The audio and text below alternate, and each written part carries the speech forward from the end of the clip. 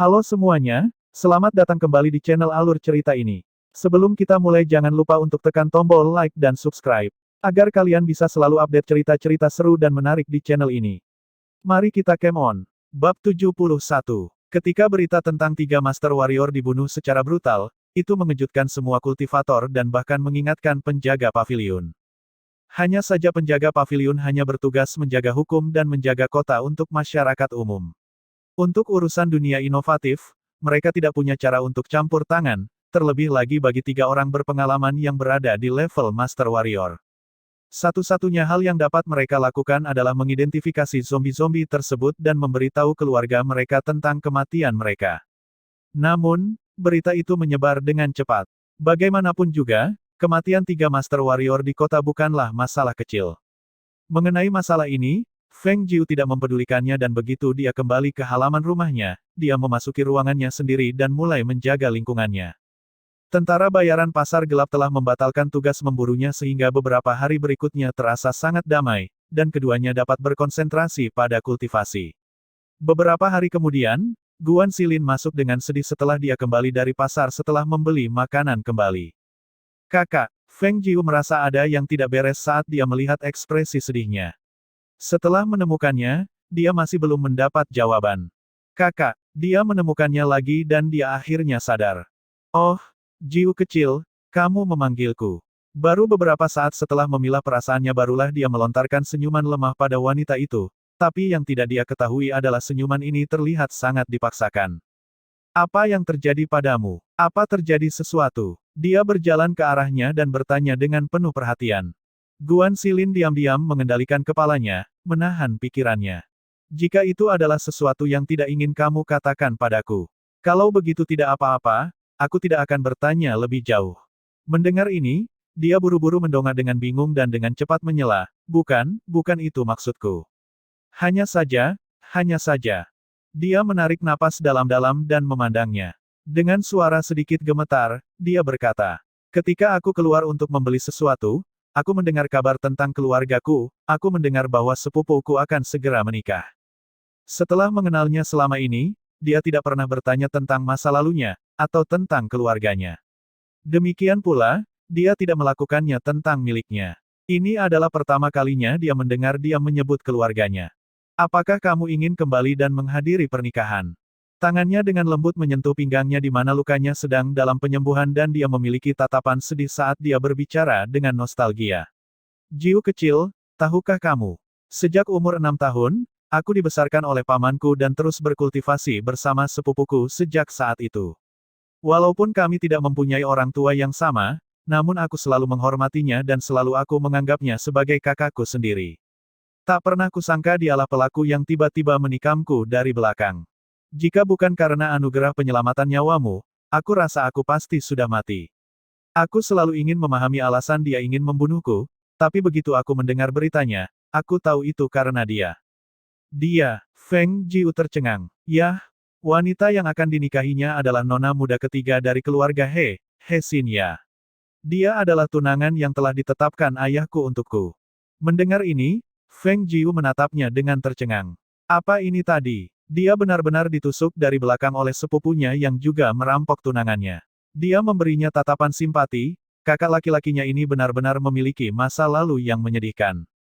Melihat ekspresinya yang sedih, dia bertanya dengan rasa ingin tahu, saudaraku, apakah kamu menyukai wanita itu?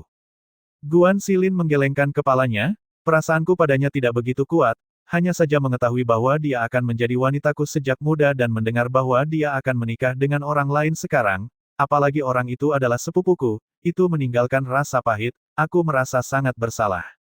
Hahaha, dia tidak bisa menahan tawa. Ketika dia melihat ekspresi tak berdaya dan malu, dia segera menahan tawanya. Baiklah, aku tidak akan tertawa. Namun hal itu tidak menghentikannya untuk tersenyum lebar. Jiu kecil, hatiku benar-benar kacau. Bagaimana mungkin kamu tidak menghiburku, dan bahkan menertawakanku? Dia memandangnya dengan penuh kesedihan tetapi setelah dia mendengar tawanya, suasana hatinya sedikit terangkat. Tidak, hanya saja aku belum pernah melihat sisimu yang ini. Menurutku ini sangat baru, hahaha. Dia benar-benar tidak berbohong, meskipun dia tampan, namun dengan sosoknya yang menjulang tinggi yang bisa dibandingkan dengan punggung beruang atau pinggang harimau, fisik yang kuat namun dia menunjukkan ekspresi malu namun sedih, itu sangat mencolok, kontras dan dia tidak bisa menahan diri untuk tidak tertawa. Tetapi bagaimana dengan orang tuamu?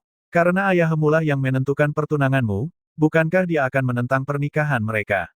Dia penasaran bertanya, belum lama ini dia menyelamatkannya. Apakah mereka benar-benar mengira dia sudah mati? Mendengar hal ini, rasa malu Guan Xilin dengan cepat menghilang dan dia dengan sedih berkata, aku belum pernah melihat ibuku sebelumnya, ketika aku berumur 6 tahun, ayahku menemukan berita tentang ibuku dan dia berangkat mencarinya. Namun, dia belum kembali sejak saat itu, dan keluarga kami belum menerima kabar apapun, dan semua orang di keluarga mengira dia sudah meninggal. Dia berjalan ke meja batu dan meletakkan barang-barangnya di tangannya, ketika matanya bersinar dengan semangat dan dia berkata dengan nada yang tak tergoyahkan. Tetapi aku tidak mempercayainya. Dalam sejarah keluarga Guan kami, bakat ayahku adalah terbaik. Aku tak percaya kalau dia sudah mati. Aku sudah bersumpah sejak muda, bahwa aku akan berusaha mengukir nama untuk diriku sendiri. Jadi selama ayah dan ibuku masih hidup, mereka pasti bisa mengenaliku. Melihat tatapannya yang serius dan penuh tekad, Feng Jiu menatapnya dengan tegas dan menganggukkan kepalanya sebagai tanda setuju. Itu menjelaskan banyak hal, tidak heran meskipun tingkat kultivasinya tidak terlalu tinggi tetapi setiap gerakannya penuh dengan kekuatan ledakan yang menunjukkan bahwa otot-ototnya berkembang dengan sangat baik dan telah mencapai sejauh ini, itu berarti ada banyak hal, kerja keras yang terlibat. Saudaraku, aku yakin kamu bisa melakukannya. Dia menepuk pundaknya untuk memberi semangat. Berlatihlah dengan baik, bakatmu tidak rendah, masa depanmu pasti akan lebih baik dari ayahmu.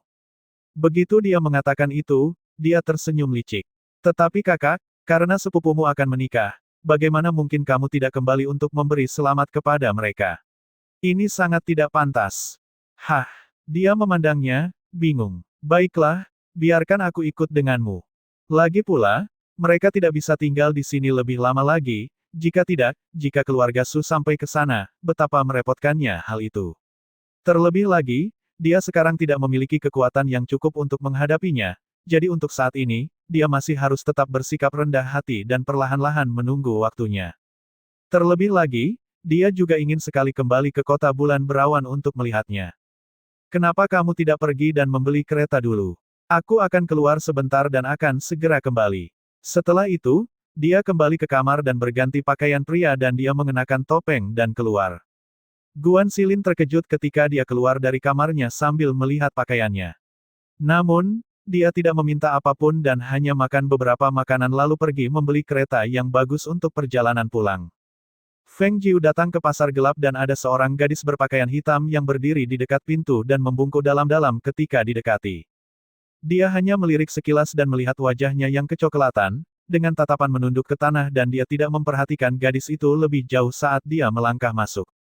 Namun, saat Feng Jiu melewati gadis berbaju hitam itu, gadis itu mengangkat pandangannya dan sepasang mata itu memancarkan kilatan yang sama menyilaukannya dengan bintang dan tatapannya tertuju pada sosok merah yang sedang berjalan masuk.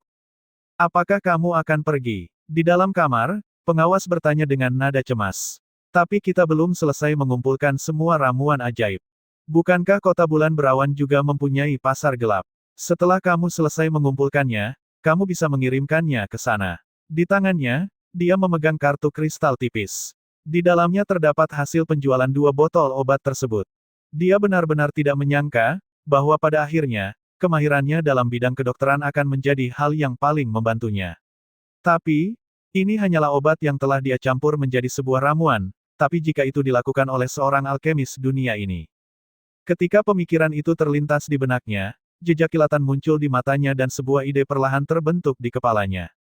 Dia mengangkat matanya dan melihat ke arah pengawas Dong di hadapannya dan bertanya, aku melihat seorang gadis muda berpakaian hitam berlutut di luar. Tampaknya dialah yang meminum obat itu beberapa hari yang lalu. Ya, itu dia. Dia sudah berlutut di sana selama 2 hari dan dia sebenarnya melakukan itu untuk bertemu dengan Tuan di sini. Menemui aku. Dia mengangkat alisnya, merasa agak terkejut. Itu benar. Dia adalah petarung yang cukup populer di arena pasar gelap dan dikatakan bahwa dia mempunyai saudara laki-laki, tapi saudara laki-lakinya agak sakit.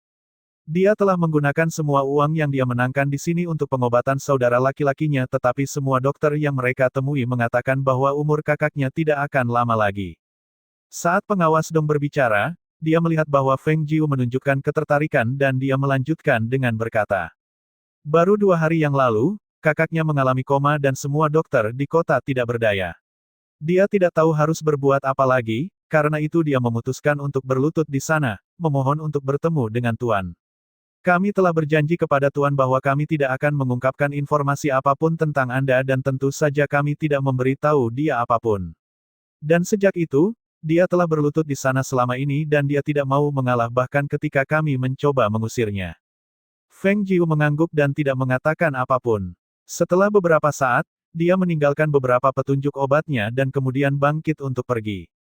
Saat dia berjalan keluar melalui gerbang pasar gelap dan melewati gadis muda itu, Feng Jiu memperhatikan bahwa gadis itu sedang menatapnya. Feng Jiu berhenti sejenak di tengah langkahnya, dan meliriknya sebelum melanjutkan langkah lebarnya untuk pergi.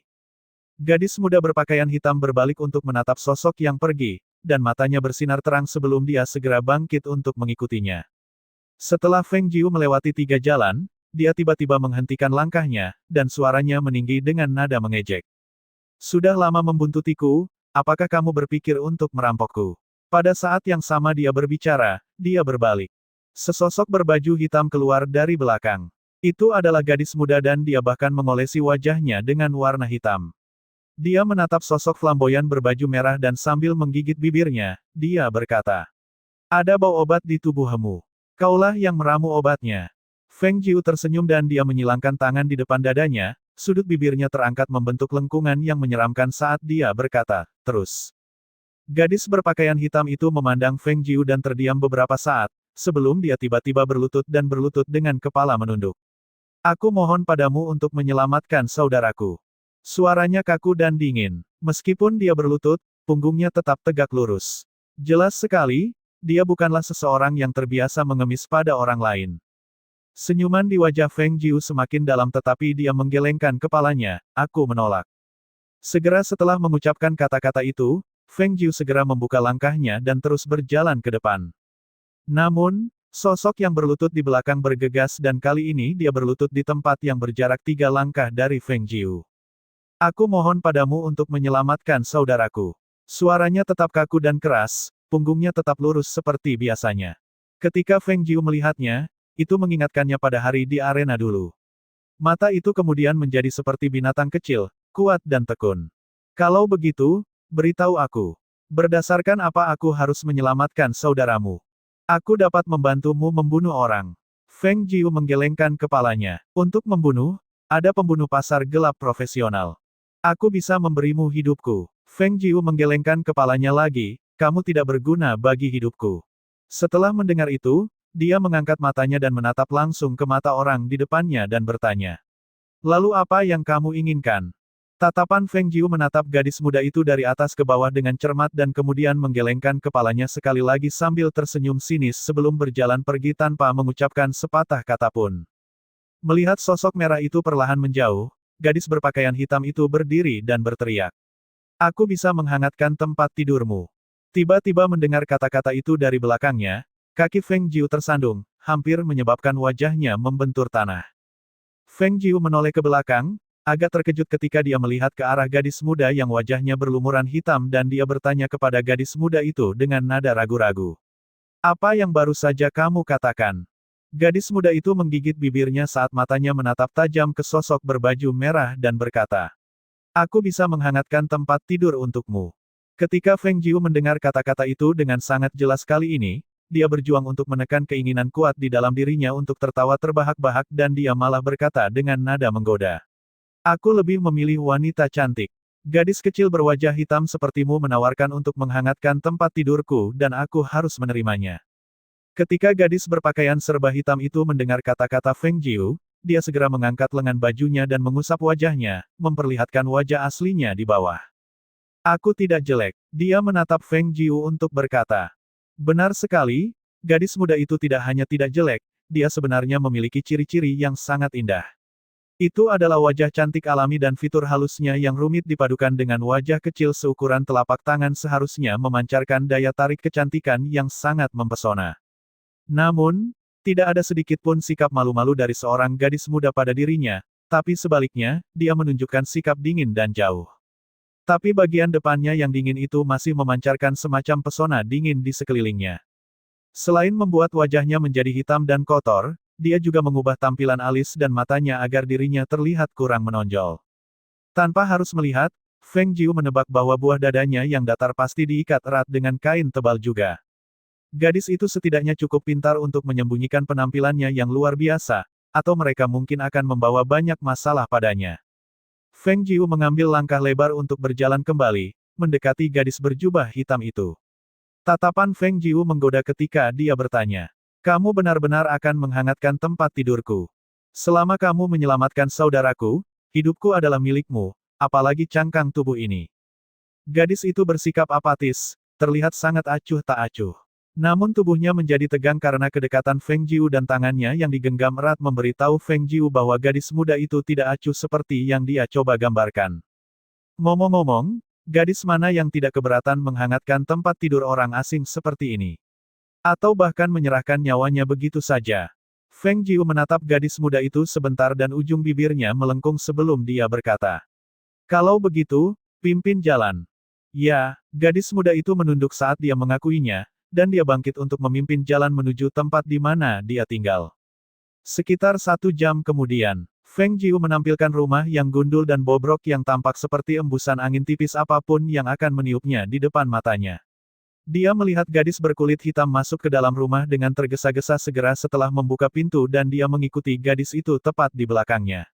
Begitu masuk, dia langsung melihat seorang pemuda terbaring di atas kasur papan kayu yang tipis. Gadis itu membilasnya dengan air dan menyeka dahi dan telapak tangan pemuda itu sebelum menoleh ke arah Feng Jiu dan berkata, "Ini adik laki-lakiku. Setelah minum obat 2 hari yang lalu, dia muntah darah dan tiba-tiba jatuh pingsan." Feng Jiu melangkah maju dan melihat anak laki-laki itu sangat kurus hingga dagunya lancip, wajahnya pucat. Hanya dengan satu pandangan itu, dia mengulurkan tangan dan meletakkan jari-jarinya di pergelangan tangan anak laki-laki itu untuk mengukur denyut nadinya. Mengambil tangannya setelah beberapa saat, dia memerintahkan, "Buka bajunya." Saat dia berbicara, Feng Jiu mengeluarkan jarum peraknya. Gadis berwajah hitam itu menurut dan membuka kancing baju adiknya. Dia menyaksikan Feng Jiu sepertinya menusukkan jarum perak itu dengan sembarangan ke beberapa titik akupuntur di tubuh saudaranya. Jantungnya berdegup kencang saat dia dengan kuat menahan keinginan dalam dirinya untuk menghentikan Feng Jiu, malah mengarahkannya ke wajah saudaranya, sangat takut akan dampak apapun yang mungkin tiba-tiba terwujud. Setelah beberapa lama, Feng Jiu mencabut jarumnya dan dia berdiri. "Gendong dia di punggungmu, ikut aku." Segera setelah mengatakannya, Feng Jiu berbalik dan berjalan keluar. Gadis berjubah hitam itu melihat Feng Jiu sudah bergerak dan dia mendorong saudaranya ke punggungnya, mengikutinya di belakang Feng Jiu. Ketika Feng Jiu kembali ke halaman rumah, dia melihat Guan Xilin membawa kasur empuk untuk dimasukkan ke dalam kereta kuda. Ketika dia melihat Feng Jiu kembali, dia berteriak dengan riang. "Jiu kecil, apa pendapatmu tentang kereta ini? Aku secara khusus memilih kereta yang terbesar sehingga kamu bisa berbaring dan tidur sepanjang perjalanan jika kamu perlu istirahat. Di sini tentu saja, itu akan lebih nyaman bagimu." Ketika matanya melihat 2 orang di belakang Feng Jiu, wajah Guan Xilin berubah bingung ketika dia bertanya, "Untuk apa mereka di sini?" Feng Jiu tersenyum licik dan berkata, "Tempat tidur lebih hangat. Kenapa dia tiba-tiba membawa kembali 2 orang seperti ini?" "Masukkan." Feng Jiu memberi isyarat kepada gadis muda itu untuk membawa saudaranya ke dalam kereta. "Ya," dia mengakui dan naik ke kereta kuda. Guan Xilin menarik Feng Jiu ke samping dan menekan suaranya untuk bertanya dengan lembut. "Jiu kecil, kamu ingin membawa kedua orang itu pergi bersama kita?" Pemuda itu terlihat tidak sehat memintanya. "Apakah itu akan baik-baik saja? Akankah sesuatu tiba-tiba terjadi di tengah jalan?" "Jangan khawatir, semuanya akan baik-baik saja. Ayo pergi." Saat dia mengatakan itu, dia memperhatikan bahwa tidak ada kusir dan dia bertanya, "Kakak, jangan bilang kamu berniat mengendarainya sendiri." "Ya, saya bisa melakukannya. Tenang saja, bahkan dengan hanya 1 lengan." Dia tersenyum lebar dan segera mengantar dia naik ke kereta kuda. Mendengarnya berkata begitu, dia tidak bertahan untuk bertanya lebih lanjut, dan segera naik ke kereta. Guan Xilin naik ke atas kapal setelah mereka semua duduk di dalam dan mengemudikan kereta kuda menuju luar gerbang kota, memulai perjalanan kembali ke kota Bulan Berawan. Di sisi lain, kota Bulan Berawan, keluarga Su. Bam! Di kursi patriark, seorang pria parubaya menamparkan telapak tangannya hingga menghantam meja dengan keras, tiba-tiba berdiri dengan sangat tidak percaya. Dia menatap dengan marah ke arah penjaga yang tergeletak di bawah, terdengar terkejut dan dingin. Apa katamu? Ceritakan semuanya padaku sekali lagi. Aura sang patriark yang kuat membuat wajah penjaga yang berlutut di bawah menjadi pucat pasi, keringat dingin keluar dari tubuhnya, dan jantungnya terisi teror, namun pada saat yang sama, dia tidak punya pilihan lain selain mengulanginya, dirinya lagi. Melapor ke Tuan. Kepala kota hutan batu mengirim orang ke sini untuk memberitahu kita bahwa mereka menemukan 3 setma, zombie yang merupakan warrior, dan mereka curiga bahwa mereka berasal dari Su. Keluarga Su kita. Bam! Pria parubaya itu kembali duduk di kursinya dengan putus asa dan berkata dengan tidak percaya. Bagaimana mungkin? Bagaimana mungkin? Dengan kekuatan tetua senior dan tetua keempat, bagaimana mungkin ada seseorang di suatu tempat? Seperti kota hutan batu kecil yang mampu membunuh mereka. Penjaga yang gemetar di tanah tidak berani menjawab dan dia hanya diam di sana dengan gemetar ketakutan. Siapa yang membunuh mereka? Tatapannya yang tiba-tiba haus darah menatap penjaga di bawah. 2 penjaga yang menemani mereka. Apakah mereka kembali? Penjaga yang berlutut menjawab dengan suara gemetar dan berkata, itu, tidak diketahui siapa yang membunuh mereka. Dan 2 penjaga yang menyertainya takut mereka akan dihukum dan melarikan diri. Penatua senior, penatua keempat, dan master kedua semuanya telah terbunuh. Jika mereka berdua kembali, kemarahan sang patriark bukanlah sesuatu yang menyenangkan untuk dihadapi. Oleh karena itu, kedua orang itu secara alami mengambil kesempatan saat mereka berada di luar dan melarikan diri jauh. Bagus, sangat bagus. Tinjunya mengepal erat, suaranya yang berbahaya terdengar dingin dan haus darah saat dia berkata. Perhatikan, selidiki lebih dalam. Keluarga Sunya hanyalah keluarga tingkat menengah di kota Bulan Berawan. Meskipun kekuatan mereka tidak bisa dibandingkan dengan 8 keluarga besar dan 4 perkasa besar, namun mereka masih berhasil memiliki reputasi yang signifikan di tempat ini.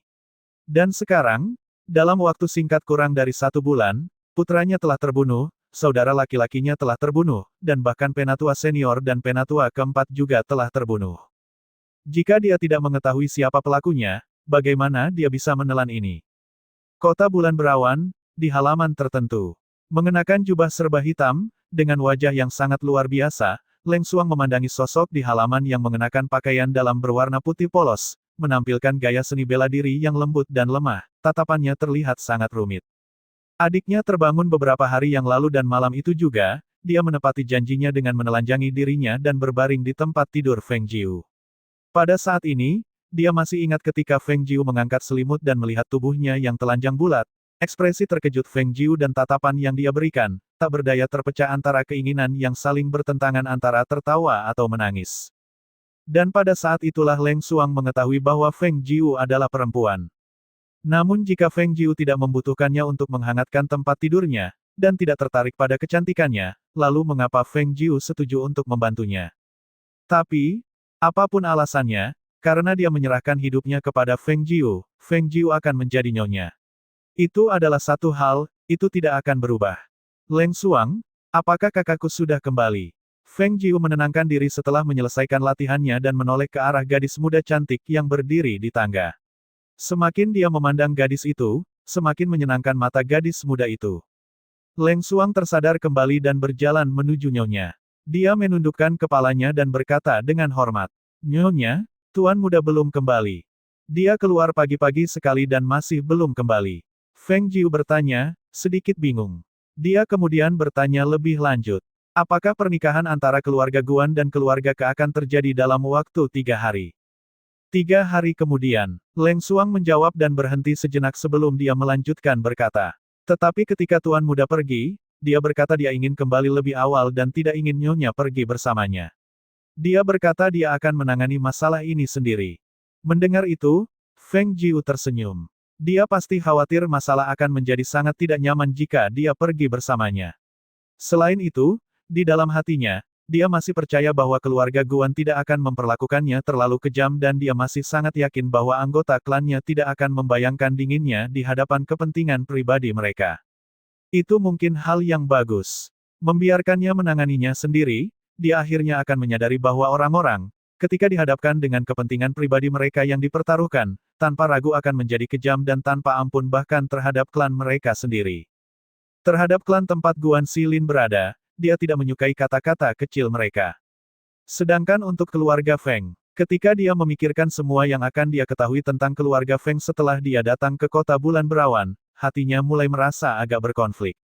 Orang-orang di keluarga Feng sangat mencintai dan menyayangi Feng Qingge. Namun, mereka sama sekali tidak menyadari bahwa Feng Qingge yang mereka kagumi dan hargai di telapak tangan mereka saat ini sebenarnya telah membunuh putri kandung mereka. Leng Xuang melihat bekas luka pedang yang melintang di wajah Feng Jiu dan matanya berkilat tanpa sadar. Banyak bekas luka pedang memenuhi wajah nyonyanya dengan bekas tebasan yang berantakan, banyak bekas luka yang benar-benar menyembunyikan wajah aslinya, dan yang bisa dilihat, hanyalah bekas luka yang menyayat hati dan tampak norak itu.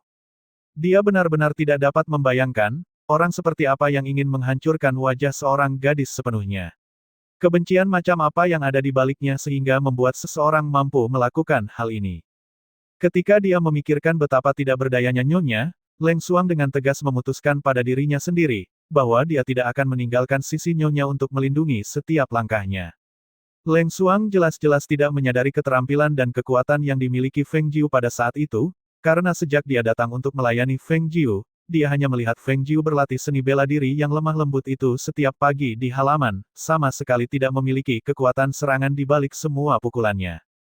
Selain itu, Feng Jiu juga seorang ahli ramuan obat dan karena itu, Leng Xuang memiliki prasangka bahwa Feng Jiu hanya ahli dalam bidang kedokteran dan sama sekali tidak berdaya dalam kultivasi bela diri. Terjebak dalam pikirannya sendiri, Feng Jiu memperhatikan tatapan Leng Xuang padanya dan dia menoleh ke arah gadis itu dan bertanya. Ada apa? Leng Xuang menggelengkan kepalanya dan menunduk.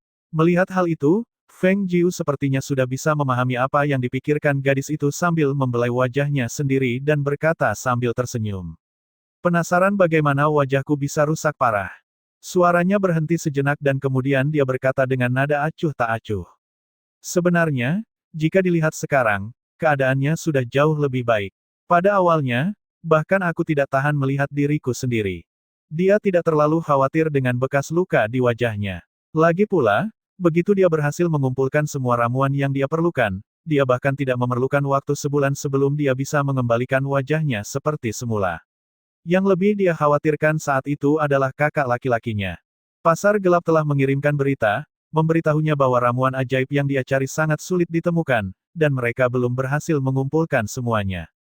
Setiap hari ramuan ajaib belum terkumpul seluruhnya, di hari lain tangan kakak laki-lakinya akan tetap lumpuh, dan di hari lain hatinya tidak akan menemukan ketenangan. Jika semua ramuan ajaib itu benar-benar tidak dapat ditemukan, maka dia harus melakukan perdagangan barter dengan orang-orang yang memiliki ramuan ajaib yang dia butuhkan. Pada saat yang sama, kediaman keluarga Ke. Mengenakan jubah biru tua, wajah tampan Guan Xilin terlihat sedikit serius, saat dia menatap wanita manis dan cantik di depannya dan bertanya dengan nada kaku. Apakah kamu benar-benar akan menikahi sepupuku? Kamu sendiri yang menyetujuinya, atau kamu dipaksa melakukannya? Kesin ia kaget dengan kemunculan tiba-tiba Guan Xilin di hadapannya. Semua orang mengatakan bahwa dia sudah mati dan dia mengira dia sudah mati. Oleh karena itu, ketika dia muncul begitu tiba-tiba di hadapannya, apa yang dia rasakan saat itu bukanlah kegembiraan, melainkan keterkejutan.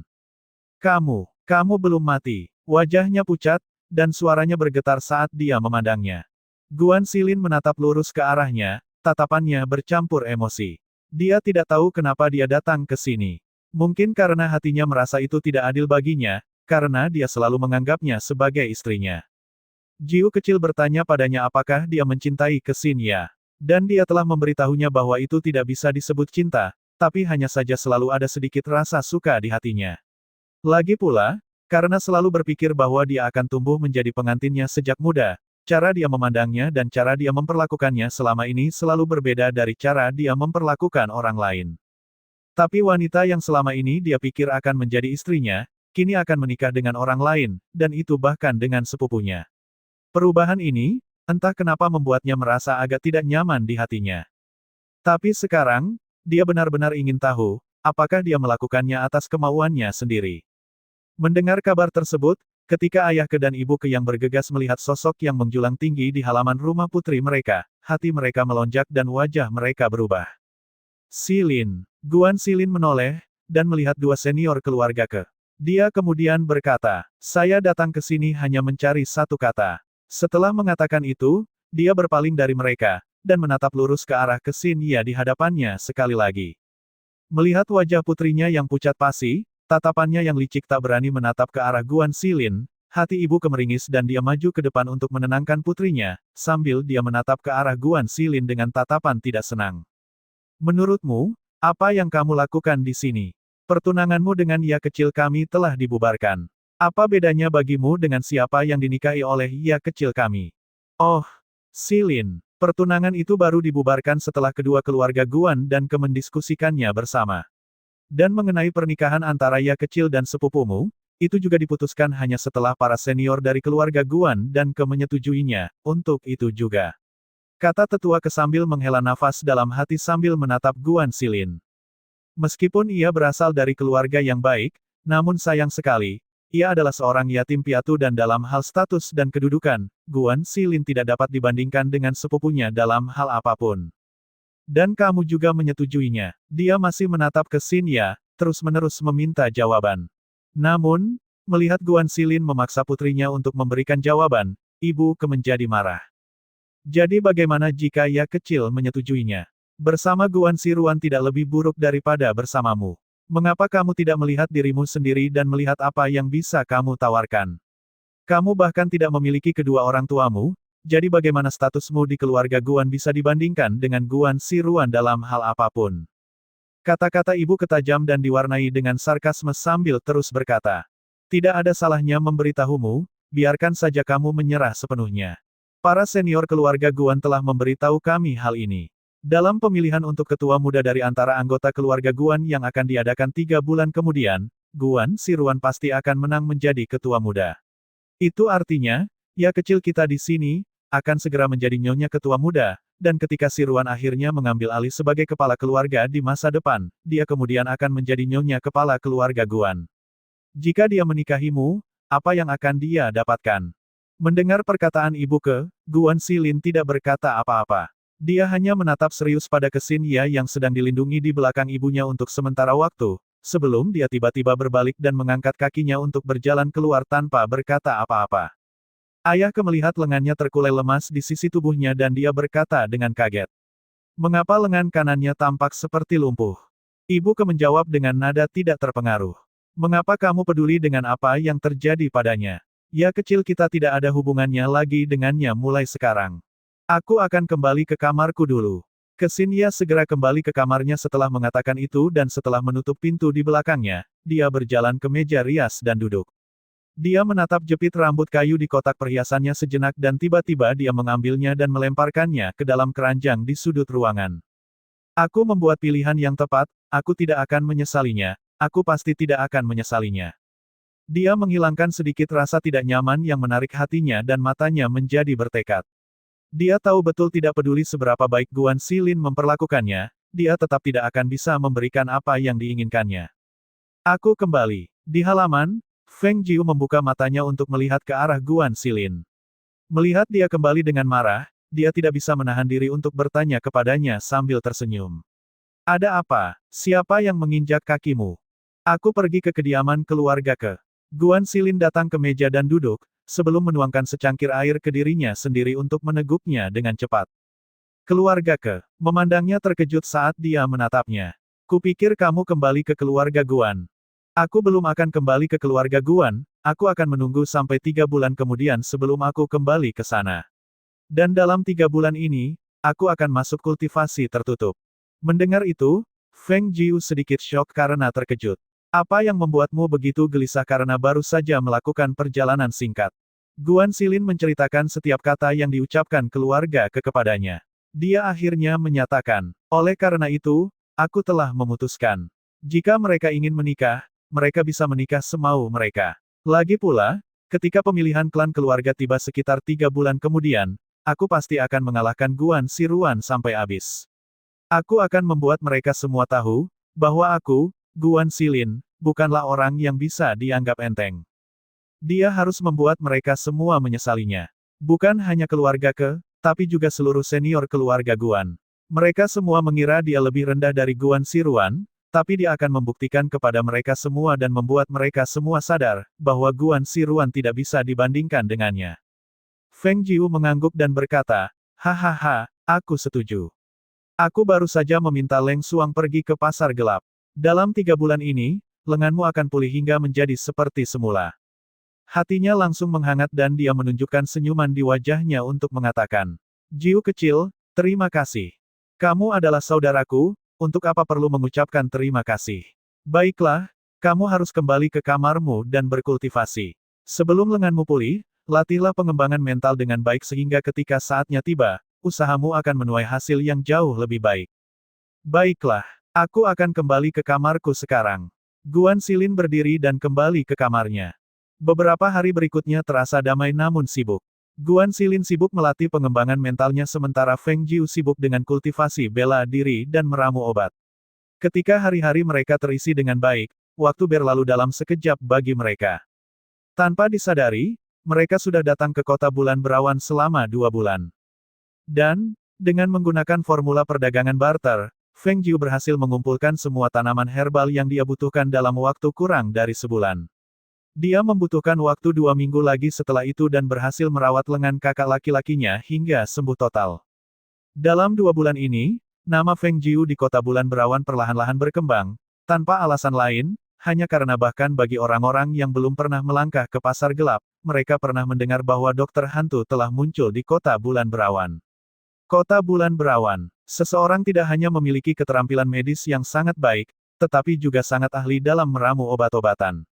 Namun seperti naga suci dalam mitos yang tersembunyi dan tidak pernah terlihat, orang-orang hanya mendengar tentang dokter hantu, namun tidak pernah terlihat secara langsung. Jika ada orang di seluruh kota bulan berawan yang mengetahui siapa dokter hantu itu, pastilah dia hanyalah agen pasar gelap. Namun, pasar gelap bukanlah sembarang kekuatan biasa. Pengaruh pasar gelap menyebar ke banyak negara dan bahkan penguasa negeri kemuliaan matahari tidak punya cara untuk membuka mulut pasar gelap untuk mengungkap identitas dokter hantu. Banyak kekuatan berbeda yang datang secara anonim untuk mencari audiensi, tetapi mereka semua ditolak satu demi satu. Bahkan penguasa negeri kemuliaan matahari yang datang secara pribadi tidak dapat menemui dokter hantu juga. Dan karena hal inilah, identitas dokter hantu menjadi semakin misterius, yang membuat semua orang semakin penasaran. Fajar, di halaman, Feng Jiu sedang melatih adik laki-laki Leng Xuang, Leng Hua, jurus Tai Chi ketika mereka mendengar suara Guan Xilin yang sangat menarik terdengar di telinga mereka dari jauh. Jiu kecil, bunga persik di biara bunga persik telah mekar. Bukankah kamu bilang kamu ingin pergi melihatnya? Biarkan aku menemanimu pergi ke sana hari ini.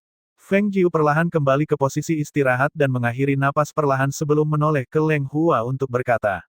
Kamu teruslah berlatih. Baru kemudian, Feng Jiu menoleh ke Guan Xilin dan berkata. Kakak, aku sudah meminta Leng Xuang untuk bersiap-siap dan dia akan siap sebentar lagi. Tapi, hehehe, sebaiknya kamu tidak pergi. Segera setelah mendengar bahwa dia tidak diizinkan pergi, Guan Xilin menjadi cemas dan segera berkata. Bagaimana mungkin aku tidak pergi? Bagaimana mungkin hanya ada Leng Xuang dan kamu sendirian dalam perjalanan? Bagaimana jika kamu menemui masalah? Feng Jiu tertawa dan berkata. Bagaimana hal itu bisa terjadi? Kamu tahu betapa hebatnya Leng Xuang.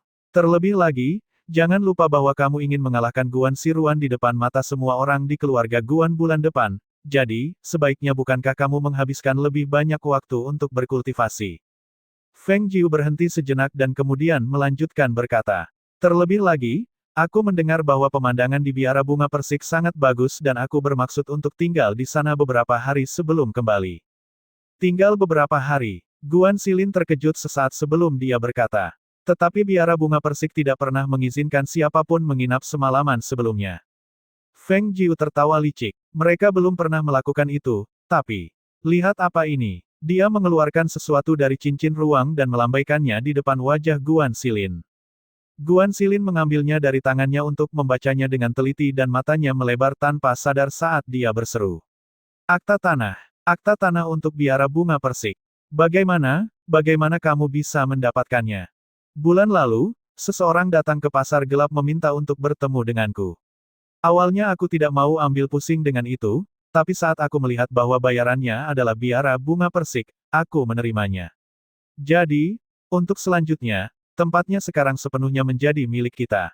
Dia menyeringai dan menyimpan akta tanah itu sambil berkata, karena aku sedang punya waktu luang baru-baru ini, aku berpikir untuk pergi ke sana untuk melihat-lihat. Pertama, aku akan bisa pergi dan menghargai serta menikmatinya, melihat bunga-bunga itu. Di sisi lain, aku juga bisa pergi melihat-lihat tempat itu dengan baik. Jika aku menemukan tempat yang cocok, aku akan menggunakannya sebagai tempat berpijak bagi dokter hantu. Mata Guan Xilin berbinar dan dia berkata, bunga persik membentang di area yang sangat luas di biara bunga persik dan perimeter luarnya dipenuhi dengan bunga persik dengan berbagai warna. Namun, meskipun namanya disebut biara bunga persik, tapi kenyataannya, itu tidak ada hubungannya dengan biara. Aku pernah melihatnya dari jauh sebelumnya, dan melihat bahwa halaman dan paviliun di dalamnya sangat elegan. Dan aku juga pernah mendengar bahwa bunga persik bermekaran di tempat-tempat di dalam biara, perimeter bagian dalam di mana orang tidak diperbolehkan masuk ditransplantasikan dari tempat lain dan mereka benar-benar mekar sepanjang tahun, dan itu lebih indah dari yang bisa dibayangkan siapapun.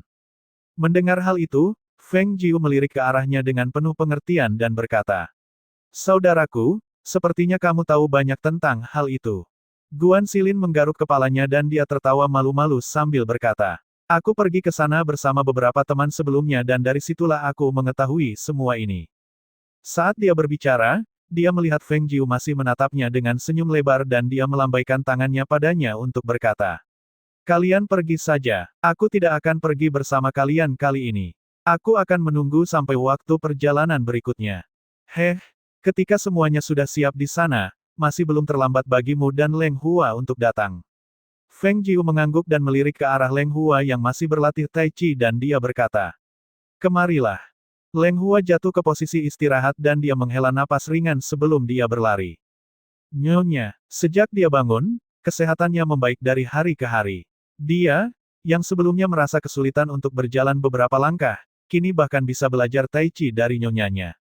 Meskipun, dia juga berpikir bahwa Tai Chi dengan pukulannya yang lemah lembut tidak banyak gunanya, tetapi karena majikannya mengatakan bahwa itu baik untuk kesehatannya, dia tetap melanjutkan latihannya. Melihat pemuda yang berat badannya bertambah selama 2 bulan terakhir, Feng Jiu tersenyum dan mengingatkannya. Aku akan pergi bersama kakakmu ke biara bunga persik. Kamu tetap di sini dan rawat dirimu hingga sehat. Dan, jaga juga kakakku, pastikan dia tidak melakukan kesalahan.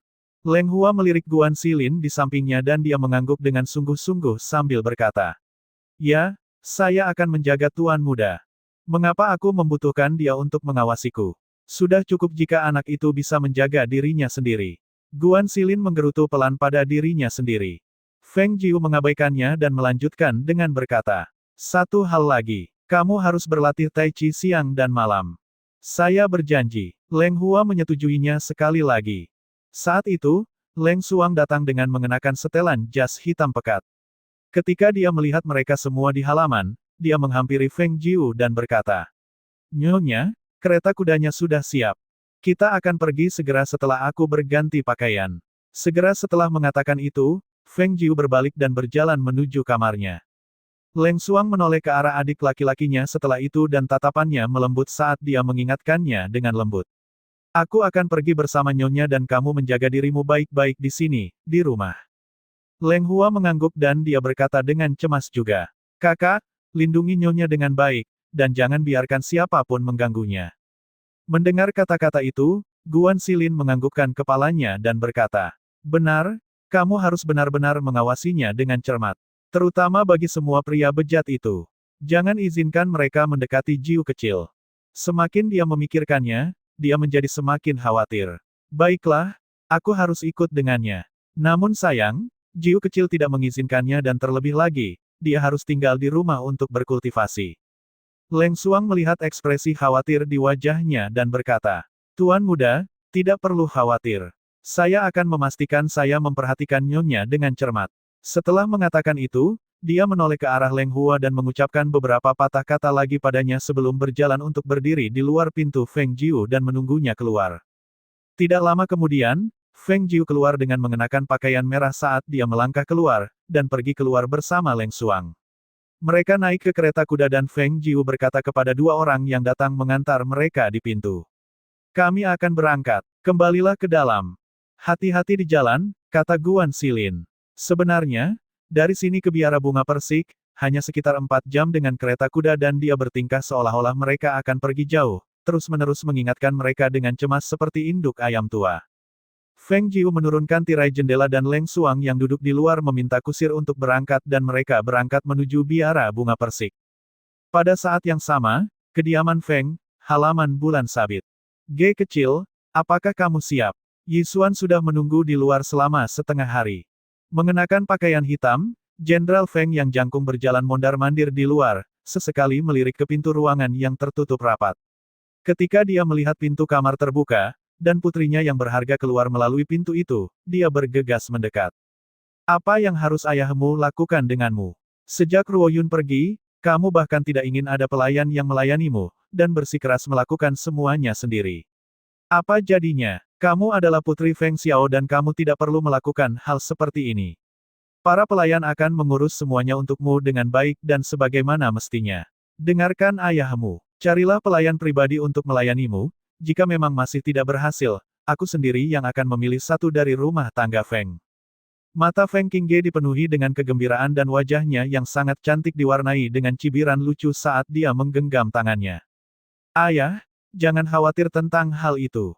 Itu hanya masalah kecil yang tidak penting. Aku bisa melakukannya sendiri. Terlebih lagi, aku adalah putri seorang jenderal yang gagah berani. Jika aku membutuhkan orang lain untuk membantuku dalam setiap hal kecil, bukankah itu benar? Orang-orang mengkritikku karena terlalu lemah dan tidak berguna. Ketika Feng Xiao mendengarnya, alisnya yang tebal segera melengkung ke atas dan tatapannya yang berapi-api melotot sambil berkata. Siapa yang berani mengatakan itu? Siapapun yang melakukan itu, aku pasti akan memberinya pelajaran yang bagus. Suaranya berhenti sejenak sebelum melanjutkan. Anak perempuan seharusnya dibesarkan dengan cantik. Dan, aku hanya memiliki saguruak perempuan yang berharga, jika aku tidak menyayangi atau memanjakanmu, siapa yang akan aku sayangi? Baiklah, baiklah. Kita akan membicarakan hal ini lagi. Kita harus bergegas ke ruang depan dan tidak membiarkan kakak Murong menunggu terlalu lama. Dia menarik tangan Feng Xiao dan menyeretnya menuju ruang depan. Jadi kamu sadar kalau kamu sudah membuatnya menunggu. Kalau begitu cepat carikan pelayan pribadi ketika kamu kembali sehingga dia bisa membantumu melakukan beberapa hal untuk menghemat banyak waktu. Saat dia menggerutu, meski suaranya kurang ajar dan wajahnya tegas, tapi tatapannya yang memandangnya penuh kasih sayang. Baiklah, aku akan mendengarkan apapun yang kamu katakan. Kita akan menemukannya ketika aku kembali. Kita akan menemukannya. Dia setuju dengan tergesa-gesa.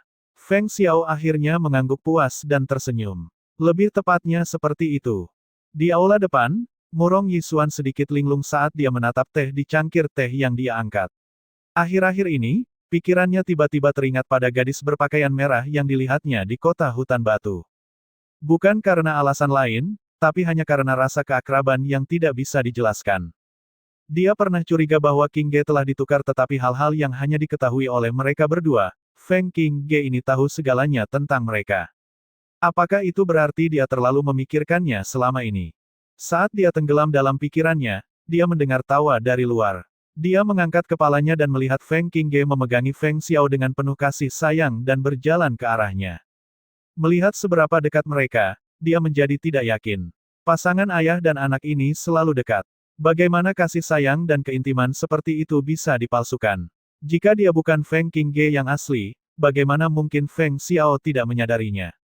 Namun, dia tidak tahu, bagi Feng Xiao, dia sangat menghormati keluarganya. Jika dia mencurigai seseorang, itu bukan keluarganya sendiri, apalagi putrinya sendiri yang sangat dia sayangi. Bahkan jika dia menyadari bahwa dia sedikit berbeda, dia tidak akan pernah memikirkan sesuatu yang konyol seperti seorang penipu yang berpenampilan sama dengan putrinya. Terlebih lagi, baginya, tidak peduli betapa bandelnya dia akan selalu menjadi biji matanya. Tidak peduli apa yang dia lakukan, dia akan selalu berdiri di sisinya. Cinta tanpa syarat, begitulah adanya. Dia tidak akan pernah meragukannya. Kakak murong. Feng Qingge melonggarkan cengkeramannya dan melepaskan tangan Feng Xiao dan dengan gembira melompat ke sisinya, matanya cerah dan berbinar penuh kasih sayang saat dia dengan riang bertanya, apakah kamu sudah menunggu lama? Saat dia mengumpulkan pikirannya dan menenangkan dirinya, dia dengan bingung meletakkan cangkir teh di tangannya. Dia kemudian mendongak dan tersenyum, tidak, aku baru saja tiba belum lama ini. Dia memandang Feng Xiao dan dengan penuh hormat berseru, Paman Xiao. Di rumah tangga Feng, identitasnya bukanlah pangeran ketiga melainkan calon menantu laki-laki dan mereka telah menyaksikan mereka tumbuh bersama, oleh karena itu dia memberikan penghormatan seperti yang dilakukan generasi muda. Oh, ini Yixuan. Karena kamu di sini, bantu aku membawa gadis ini keluar. Dengan adanya kamu, aku merasa lebih yakin. Feng Xiao tertawa terbahak-bahak. Perjalanan ke biara bunga persik memakan waktu sekitar 2 jam, gadis ini sudah berlama-lama di rumah, jangan buang waktu lagi dan pergilah secepat mungkin. Ayah, ayah benar-benar tidak ingin pergi bersama kami. Karena ayah akan bermalas-malasan di rumah, kenapa ayah tidak bergabung saja dengan kami? Lalu aku bisa menemani ayah dan kita bisa mengagumi indahnya bunga-bunga bersama. Pemandangannya sungguh menakjubkan. Dia memeluk lengan Feng Xiao dan bertanya dengan nada centil. Ketika dia mendengar ini, Feng Xiao tertawa terbahak-bahak sekali lagi. Hahaha, tidak, dengan adanya Yixuan, aku hanya akan menjadi obat nyamuk. Lanjutkan dan bersenang-senanglah. Tidak perlu terburu-buru kembali. Dia melihat ke arah murong Yixuan dan berkata, Yixuan, aku harus merepotkanmu untuk menjaga gadis kecilku ini. Terhadap calon menantunya ini, dia sangat puas. Mereka berdua tumbuh bersama dan saling menyayangi satu sama lain, mengikat ikatan hanyalah masalah waktu, yang tersisa hanyalah memilih tanggal. Paman Xiao, yakinlah, aku akan menjaga Qingge dengan baik. Dia memandang Feng Qingge yang pemalu dan sedikit tersipu. Dia melontarkan senyuman cemerlang untuk menutupi perasaan kusut yang dia simpan di dalam hatinya. Feng Xiao mengantar mereka ke kereta kuda mereka dan sampai kereta itu hilang dari pandangan barulah dia berbalik dan berjalan kembali ke rumah Feng. Di biara bunga persik, saat dia berjalan di sepanjang jalan kecil di dalam biara bunga persik, pemandangannya sangat indah dan semakin dia melihatnya, Feng Jiu semakin bahagia. Dengan setiap langkah yang diambilnya, dia merasa lebih puas dengan apa yang dilihatnya, tanpa diragukan lagi, tempat ini adalah lokasi terbaik. Itu bermanfaat baik untuk kultivasi maupun penyembuhan.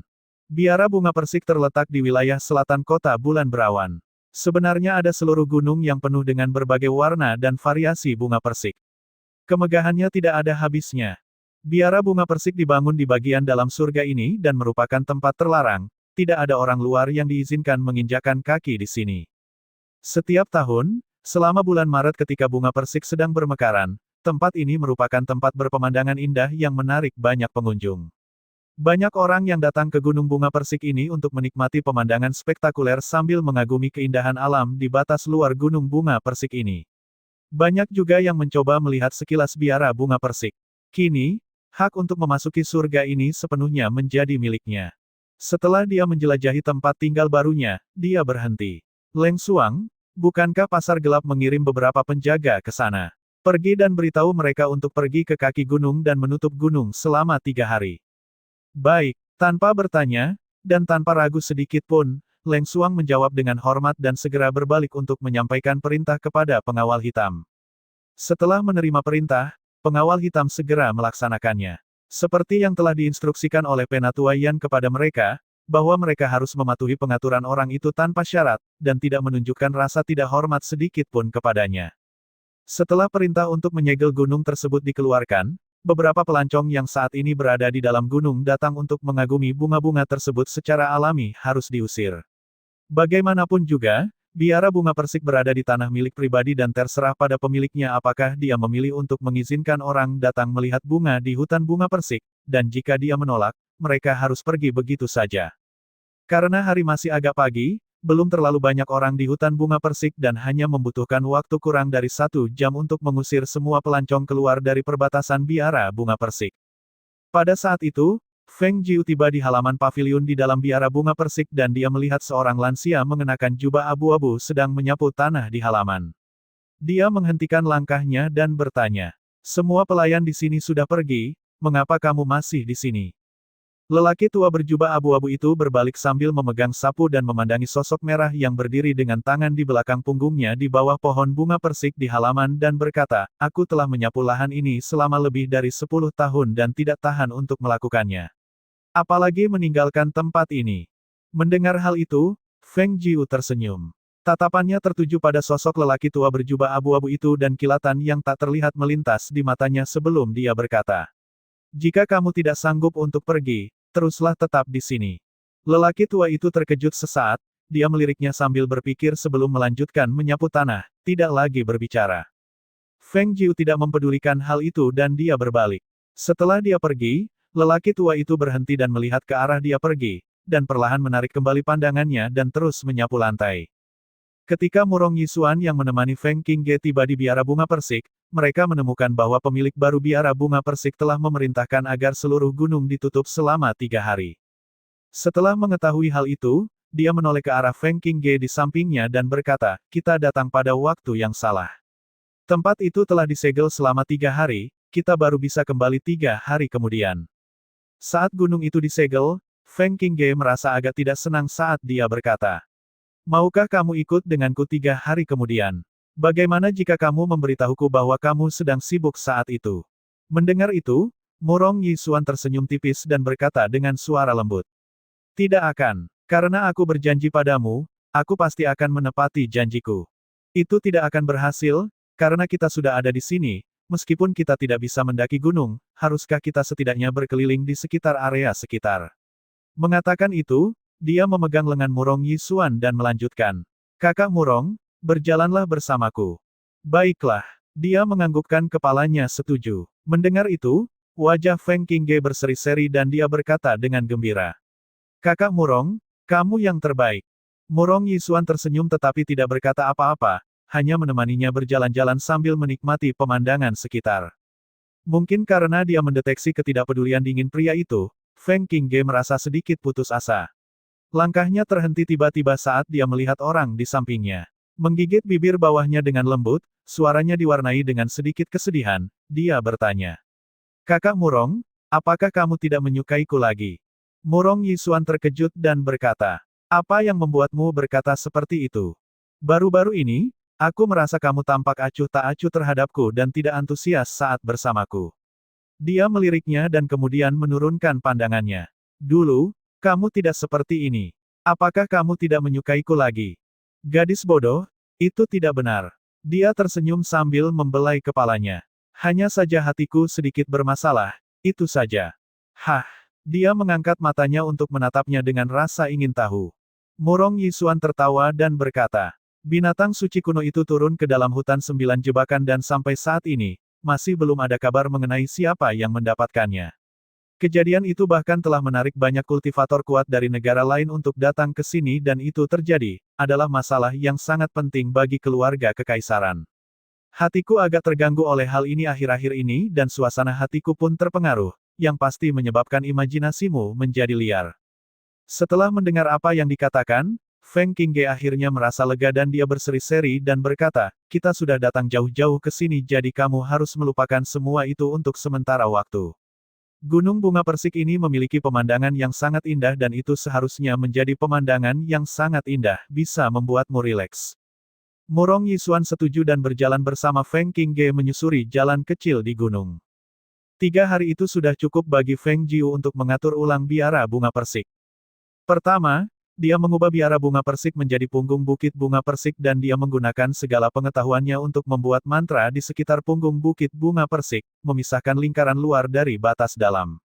Dengan cara ini, dia tidak perlu khawatir tentang orang-orang yang secara tidak sengaja menerobos di dalam punggung bukit bunga persik, sehingga mengganggu kedamaiannya. Hutan bunga persik akan tetap tersedia untuk dikagumi dan dinikmati oleh para pelancong, tetapi dia menetapkan satu aturan, bahwa akan dikenakan biaya untuk memasuki hutan bunga persik. 3 hari kemudian, cukup banyak wisatawan yang kembali datang ke Gunung Bunga Persik. Ketika mereka mengetahui bahwa ada biaya untuk masuk ke hutan bunga persik, banyak dari mereka yang sangat terkejut. Hanya naik gunung untuk mengagumi bunga dan kita harus membayar. Aturan macam apa itu? Tepat sekali, kita semua tidak perlu melakukannya di masa lalu. Dengan sebidang hutan pohon persik yang begitu luas, bukankah harus dibuka? Mengapa perlu mengenakan biaya? Beberapa orang merasa marah ketika mereka menatap dengan marah ke arah beberapa pengawal hitam yang berjaga di pintu masuk, merasa bahwa sangat tidak masuk akal bagi mereka untuk mengumpulkan uang dan sepenuhnya tidak dapat diterima. Beberapa yang lain lebih memahami karena hutan bunga persik adalah milik pribadi dan ketika mereka memasuki milik pribadi orang lain untuk melakukan tur ke dalam, masuk akal jika mereka harus membayarnya. Menempatkan diri mereka pada posisi pemilik, jika itu adalah tempat milik keluarga mereka, mereka tidak akan mengizinkan orang lain datang untuk melakukan tur sesuai keinginan mereka, atau mengagumi pemandangan kapanpun mereka mau. Dan para pengawal hitam tidak begitu sabar untuk menjelaskannya kepada orang-orang dan salah satu dari mereka mengalihkan pandangannya ke arah pria yang berteriak dan berkata dengan suara yang dalam. Bayar jika kamu ingin masuk, jika kamu tidak sanggup berpisah, dengan uang maki tangkir saja. Para pelapor yang dimarahi seperti itu tentu saja tidak mau mengakui bahwa mereka terlalu pelit mengeluarkan uang. Oleh karena itu, mereka mengeluarkan uang mereka dengan wajah merah dan kemudian memasuki hutan bunga persik dengan marah. Tidak jauh dari situ, Feng Qingge sedang memegang tangan Murong Yisuan saat dia melihat pemandangan di depan, dan dia bertanya dengan bingung. Apakah pemilik biara bunga persik berubah? Bukankah dikatakan bahwa tempat ini adalah milik pribadi dan itu tidak untuk dijual? Siapa yang begitu kaya sehingga mampu membeli tempat ini? Sementara itu, pandangan Murong Yisuan tertuju pada 3 karakter China dengan guratan yang disengaja dan tanpa hambatan yang bertuliskan punggung bukit bunga persik dan matanya bersinar redup dan dia tidak dapat menahan diri untuk tidak memuji. Tulisan yang sangat bagus. Goresan nakal dan liberal dalam karakter tersebut dipenuhi dengan keinginan yang sangat tanpa hambatan dan hanya dengan melihat karakternya, dapat dilihat bahwa orang di belakangnya bebas dan tidak terkendali. Kalau dipikir-pikir, orang yang menulis 3 karakter bertuliskan punggung bukit bunga persik, pastilah pemilik baru tempat ini. Terlebih lagi, menurut berita, sepertinya pemilik baru dari punggung bukit bunga persik ini adalah dokter hantu yang sangat misterius dan sering terdengar namun belum pernah terlihat. Mendengar kata-kata pujian yang menyentuh hati itu, Feng Qingge mengalihkan pandangannya ke mata Murong Yisuan dan setelah melihat 3 karakter yang ditulis dengan sangat flamboyan dan berani, bahkan sebagai seorang amatir yang lengkap dalam kaligrafi, dia harus mengakui bahwa ketiga karakter tersebut ditulis dengan sangat baik, demikian juga. Ayo kita lanjutkan. Murong Yisuan tersenyum sambil berkata pada Feng Qingge di sampingnya. Awalnya dia tidak terlalu antusias mengagumi bunga, namun suasana hatinya kini jauh lebih baik. Feng Qingge mengakuinya dan bergerak maju ke samping Murong Yisuan. Di bawah sebuah bangunan kecil di dalam punggung bukit bunga persik, Feng Jiu sedang duduk di bawah pohon bunga persik dan menyeduh teh sambil mengagumi bunga-bunga itu sementara Leng Xuang berdiri mengawasi tidak terlalu jauh. Angin sepoi-sepoi bertiup, mengibaskan kelopak bunga merah dan putih dari pohon hingga mengalir ke bawah. Nyonya, Leng Xuang berjalan dari belakang. Lakukan perjalanan kembali, dan beritahu kakakku bahwa aku hanya akan kembali ketika dia akan mengikuti pemilihan Tuan Muda Kepala Keluarga Guan dan memintanya untuk tidak terganggu tetapi fokus pada kultivasinya. Leng Hua akan tetap di belakang dan menemaninya dan kita bisa semua datang ke sini bersama-sama setelah itu. Ya, Leng Xuang mengakuinya, tapi kakinya tidak bergerak. Dia ragu-ragu sejenak sebelum bertanya. Nyonya, jika aku kembali, Anda tidak akan memiliki siapapun yang tinggal di sisi Anda untuk melindungi Anda. Setelah mendengar hal itu, Feng Jiu tidak bisa menahan diri untuk tidak tertawa. Dia mengangkat alisnya dan menatap Leng Xuang dengan nada menggoda. Kamu benar-benar melihat nyonyamu sebagai orang lemah yang tidak berdaya dan membutuhkan seseorang untuk tetap berada di sisiku untuk melindungiku. Tanpa menunggu dia menjawab, Feng Jiu melambaikan tangannya dengan acuh dan berkata, "Pergilah, kamu tidak perlu mengkhawatirkan aku di sini." Dalam 3 hari dia berada di sini, dia pergi ke ruang di cincin ruang untuk berlatih kultivasinya dan kekuatannya telah meningkat pesat. Tapi dia menyembunyikan kekuatan yang dia kembangkan sehingga orang tidak bisa mendeteksinya. Lagi pula, ketenarannya sebagai dokter hantu sekaligus peramu obat sudah sangat menarik perhatian dan jika orang-orang yang kekuatannya tumbuh begitu pesat dari hari ke hari, itu pasti akan menyebabkan orang merasa terancam. Selain itu, dia juga memiliki binatang suci kuno bersamanya di dalam cincin ruang dan meskipun dia masih dalam masa pertumbuhan, dia juga tidak boleh diabaikan. Leng Xuang pergi dan Feng Jiu berdiri dengan malas, mengambil langkah ringan sambil berjalan keluar dari bawah bangunan kecil di bawah pohon bunga persik. Dia mengenakan setelan lengkap berwarna merah dan tidak menyamar sebagai laki-laki. Rambutnya tersampir longgar di punggungnya, diikat tipis dengan pita sutra merah. Dia tidak mengenakan alas kaki apapun dan gaun merahnya tidak menutupi sepasang kaki mungilnya yang indah. Dia melangkah ringan di sepanjang jalan berkerikil halus yang berangin dan berkelok-kelok, kuku kakinya yang mungil dicat merah mengintip dari balik gaun merahnya, dan tanpa disadari, dia telah keluar cukup jauh ketika dia tiba-tiba samar-samar bisa mendengar musik merdu dari sitar, mengambang dari luar. Hah! Tatapannya sedikit berubah dan matanya berbinar karena terkejut. Setelah itu, dia mengeluarkan cadar merah dari dalam lengan bajunya untuk menyembunyikan wajahnya dan dia mengetuk tanah dengan ujung kakinya, untuk meluncur di udara, seperti bidadari yang melintasi di antara bunga persik, sebelum dengan cepat melangkah, keluar melalui mantra membingungkan yang dia berikan. Dan dengan satu lompatan, sosok merah itu duduk dengan ringan di atas dahan pohon persik, dipenuhi bunga persik indah yang mekar sempurna. Sepasang kakinya yang indah seputih salju menggantung di udara, berayun dengan santai, menggambarkan pemandangan yang sangat riang dan tidak dibatasi. Dia bersandar dengan lesu pada batang pohon di belakangnya, saat sebuah tangan terulur untuk memetik sebatang bunga persik, yang dia mainkan dengan acuh tak acuh sambil mendengarkan permainan senar sitar yang terdengar dari jarak yang tidak terlalu jauh, dan sudut-sudutnya, mulutnya di bawah kerudung meringkuk tanpa sadar. Lagu yang indah dan anggun, enak didengar, petikan senarnya jernih, bagaikan aliran air di pegunungan, kadang cepat, kadang lambat, menawan dan indah. Karya klasik untuk sitar, dia tidak menyangka akan ada di dunia mistis yang mempraktikkan kultivasi keabadian. Surwoyun, Surwoyun, aku bahkan belum pergi mencarimu, kenapa kamu selalu berlari untuk muncul di hadapanku? Feng Jiu bergumam pelan pada dirinya sendiri, sepasang matanya yang indah dan sedikit menyipit tiba-tiba berkilau, dan senyuman aneh muncul di dalamnya. Dia baru saja akan bangkit dan melompat ke depan ketika dia merasakan tatapan yang tidak bisa dia abaikan tertuju padanya. Dia memiringkan kepalanya sedikit sambil mendorong bunga persik di depannya dan melihat. Dengan satu pandangan itu, mata langsung dipenuhi senyuman, berkilau cemerlang, dipenuhi kegembiraan, seperti bintang berkelap-kelip di dalam, tiba-tiba terpesona tanpa ada yang menyadarinya. Itu dia. Murong Yisuan menatapnya dengan bingung, matanya tiba-tiba menunjukkan keterkejutan dan kecemasan yang bahkan dia sendiri tidak menyadarinya. Dia menatap sosok berbaju merah yang duduk di antara bunga persik yang tampak seperti bidadari, memandangi sepasang kaki halus dan mungil seputih salju yang menjuntai main-main di udara, melihat kepala kecil mengintip dari balik bunga persik yang mekar dan pasangan itu, mata yang sepertinya sedang berbicara kepadanya, dipenuhi dengan senyuman yang mempesona. Dia merasakan jantungnya berdebar kencang dan melompat-lompat, semacam kejutan yang diwarnai dengan kegembiraan yang membuat jantungnya berdebar kencang di dalam dadanya. Perasaan itu perlahan menyebar ke seluruh tubuhnya, tidak mampu menarik dirinya menjauh saat dia tersesat di dalam. Kakak Murong, apa yang kamu lakukan di sini? Mendengar suara di belakangnya, dia tersadar kembali dan secara naluriah menoleh untuk melihat kembali ke arah suara itu. King Ge, kenapa kamu datang ke sini? Segera setelah selesai mengatakan itu, dia sepertinya mengingat sesuatu dan menoleh kembali ke arah pohon persik. Sosok gadis seperti bidadari itu sudah hilang, seperti apa yang dia lihat sebelumnya hanyalah ilusi. Dia menatap saat kelopak bunga terguncang oleh angin sepoi-sepoi, berhamburan dalam hujan kelopak bunga yang berjatuhan, hatinya tiba-tiba merasakan sedikit kekecewaan yang tidak bisa dijelaskan. Kamu masih berani bertanya padaku. Tadinya aku berpikir untuk memainkan sitar untukmu tapi siapa tahu kamu malah datang ke sini untuk mengagumi bunganya. Dia mengikuti pandangannya dan melihat, hanya melihat kelopak bunga yang berjatuhan tersebar di seluruh tanah. Bunga persik di sini memiliki kontras yang tinggi antara mekarnya bunga merah dan putih dan tanpa sadar aku kehilangan diriku saat memandanginya.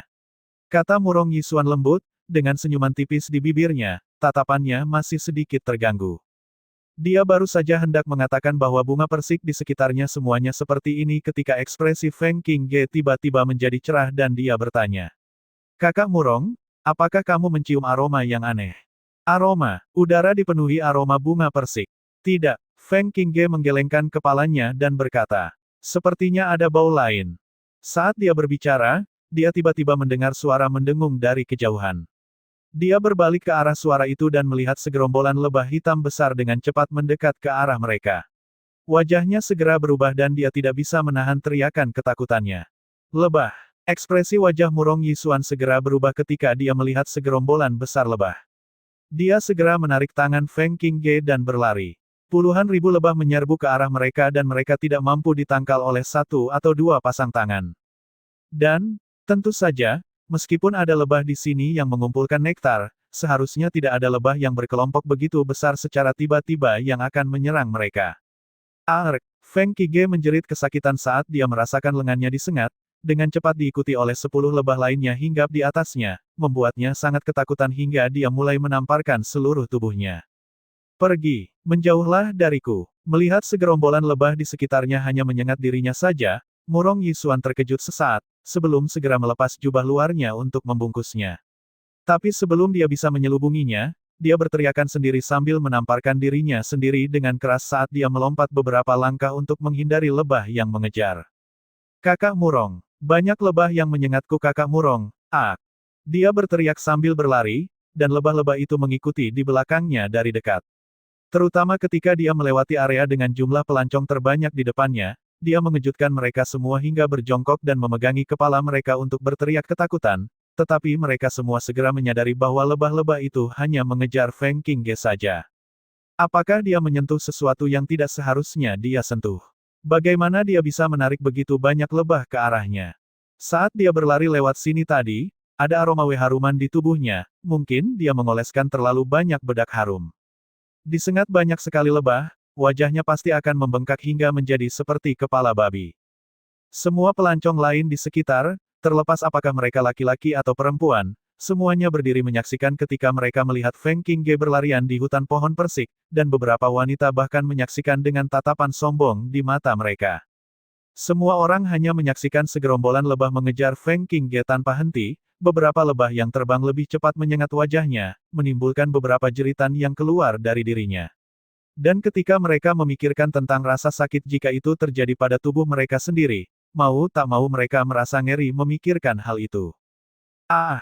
Kakak Murong, selamatkan aku. Murong Yisuan pada saat itu agak terkejut dengan serangan yang tiba-tiba itu dan menjadi bingung tanpa daya. Ketika dia tiba-tiba teringat bahwa lebah takut pada api, dia segera mengeluarkan tongkatnya yang berisi bara api dengan niat menggunakan api untuk mengusir mereka ketika dia melihat Feng Qingge berlari sambil berteriak sekitar 100 meter jauhnya, untuk melompat dengan cipratan keras ke angkasa yang luas, kolam yang digunakan untuk menyediakan air bagi pohon persik. Aduh! Kerumunan orang terkesiap, menatap dengan tidak percaya pada pemandangan di depan mereka. Murong Yisuan sadar kembali dan melihat lebah-lebah yang berdengung berputar-putar beberapa saat di atas sebelum terbang menjauh. Dia menerapkannya ke depan dan menarik Feng Qingge keluar dari air, dengan cepat menutupi jubah luarnya dengan erat. Qingge, bagaimana keadaanmu? Murong Yisuan agak bingung ketika dia melihat tangan dan wajahnya yang bengkak dan dia merasa sedih dan bersalah pada saat yang bersamaan. Sebelum mereka keluar, dia telah berjanji pada Paman Xiao bahwa dia akan melindunginya tetapi dia dibiarkan dikejar dan disengat lebah. Karena tidak mempunyai tempat lain untuk bersembunyi, dia terpaksa melompat ke dalam kolam air hingga akhirnya menjadi tontonan. Feng Qingge tidak menjawab dan hanya menggelengkan kepalanya sambil berdiri di sana sambil berpikir.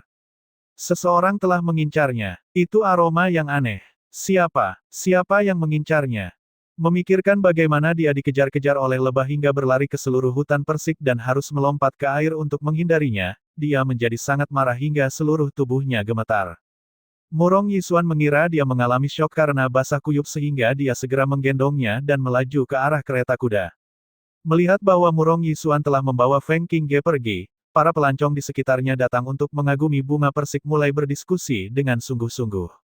Tak satu pun dari mereka yang menyadarinya, di atas salah satu pohon persik yang tidak terlalu jauh, sesosok tubuh berwarna merah duduk di dahan sambil tersenyum bahagia pada dirinya sendiri. Saat berikutnya, sosok merah itu melompat, melewati bunga-bunga seperti peri melewati hutan persik, tiba-tiba menghilang. Kembali ke batas dalam, Feng Jiu melepaskan cadarnya, suasana hatinya gembira saat dia bersenandung sedikit. Melewati batu-batu berbentuk seperti telur angsa, dia masuk ke dalam dan melihat lelaki tua itu masih menyapu halaman. Dia menghentikan langkahnya dan meliriknya sejenak sebelum melanjutkan perjalanannya ke dalam melewati bebatuan. Setelah sosok merah itu masuk ke dalam, lelaki tua yang menyapu tanah itu mengangkat kepalanya dan melihat ke arahnya. Matanya berbinar, tapi menghilangnya tidak berubah dan dia kembali menyapu lantai dengan kepala menunduk. Leng Xuang kembali pada sore hari, sepertinya khawatir meninggalkan Feng Jiu sendirian di punggung bukit bunga persik. Oleh karena itu, dia segera kembali setelah menyampaikan berita tersebut. Feng Jiu melemparkan panduan permainan pedang padanya dan memintanya untuk bekerja keras dalam kultivasi sementara dia memindahkan beberapa ramuan ke dalam sebelum menutup pintu di belakangnya.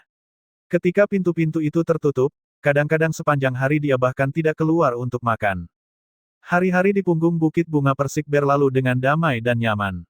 Feng Jiu kadang-kadang bermain-main dengan tanaman herbal, dan di lain waktu bekerja pada kultivasi. Hari-harinya dihabiskan dengan baik, sibuk dan memuaskan. Tidak ada yang mengetahuinya, tetapi dalam waktu kurang dari sebulan setelah tiba di sini di punggung Bukit Bunga Persik, kultivasinya telah melonjak hingga mencapai tingkat menengah dari tahap warrior mistik. Keadaan yang membutuhkan waktu 10 tahun atau lebih untuk dikembangkan oleh orang lain sebelum mereka dapat mencapainya membutuhkan waktu kurang dari sebulan, di mana dia telah maju melalui beberapa level dalam sekali jalan. Sementara itu, Feng Jiu tidak menyadari bahwa pada saat itu, di halaman belakang kota tempat Guan Xilin dan Leng Hua berada, terjadi pembantaian yang telah merusak ketenangan yang menyelimuti tempat itu. Siapa kalian? Kenapa kalian menerobos halaman kami? Hanya mengenakan pakaian dalam berwarna putih polos, Guan Xilin mencengkeram pedangnya di tangannya sambil menatap ke arah pria berjubah hitam, berjumlah lebih dari 10, yang tiba-tiba menyerbu masuk dengan paksa. Penghalang batas di sekitar halaman telah dirusak oleh orang-orang ini dan itu telah membangunkan mereka dari tidur nyenyak mereka. Leng Hua buru-buru menutupi tubuhnya dengan pakaiannya dan keluar. Ketika dia melihat begitu banyak pria memegang pedang panjang di luar, dia melompat kaget. Lagi pula, dia belum pernah menghadapi pemandangan seperti itu dan ketika dia melihat pria berjubah hitam itu mengepung mereka berdua, pedang dingin mereka mengarah ke mereka, hatinya langsung ketakutan. Sosok yang mengenakan jubah panjang berwarna hitam berjalan keluar dari belakang, tangannya dipegang di belakang punggungnya, tatapan jahatnya tertuju pada Guan Xilin, tertawa dengan dingin. Orang-orang yang telah membunuh anggota keluarga suku, kamu pikir kamu bisa bersembunyi dariku? Jadi itu adalah kepala keluarga Su. Setelah mendengar perkataan pria berjubah hitam itu, Guan Xilin kemudian berhasil mengingat siapa dirinya. Keluarga Su seperti keluarga Guan, kedua keluarga hanya dapat dianggap sebagai klan keluarga tingkat menengah di kota Bulan Berawan. Namun keluarga Su tidak banyak berurusan dengan keluarga Guan dan meskipun Guan Xilin belum pernah bertemu dengan kepala keluarga Su, di antara keluarga bernama Su di kota Bulan Berawan yang memiliki pengaruh besar, hanya ada satu keluarga Su. Apa maksud kepala keluarga Su dengan membunuh orangmu? Mungkinkah ada kesalahpahaman di balik semua ini? Meski itu yang dia ucapkan dengan kata-kata, pikirannya berputar dengan kecepatan tinggi. Dia menduga masalah itu pasti ada hubungannya dengan Feng Jiu, tetapi dia tidak berani mengakuinya secara langsung pada saat itu. Adapun lelaki tua berjubah abu-abu itu, Guan Xilin menganggapnya lebih asing lagi. Dia belum pernah melihat pria itu sebelumnya tetapi dia mampu mengungkap penghalang Jiu kecil dan sepertinya dia bukanlah pria tua biasa. Ketika dia memikirkan hal itu, dia mendekati Leng Hua di belakangnya dan berkata dengan suara rendah. Kamu mencari kesempatan untuk melarikan diri. Jangan biarkan mereka menangkapmu. Meskipun Leng Hua agak bingung, dia berhasil menenangkan diri pada saat itu. Selama beberapa waktu terakhir, tubuhnya telah dirawat hingga pulih sepenuhnya dan tubuhnya telah terisi dengan cukup baik. Tapi, dia belum pernah berlatih kultivasi apapun dan sama sekali tidak bisa bertempur dengan orang-orang ini. Jika dia tetap tinggal, dia hanya akan mengalihkan perhatian tuan muda dan dia mungkin juga mencari cara untuk memberitahu nyonya dan kakak perempuannya tentang hal ini.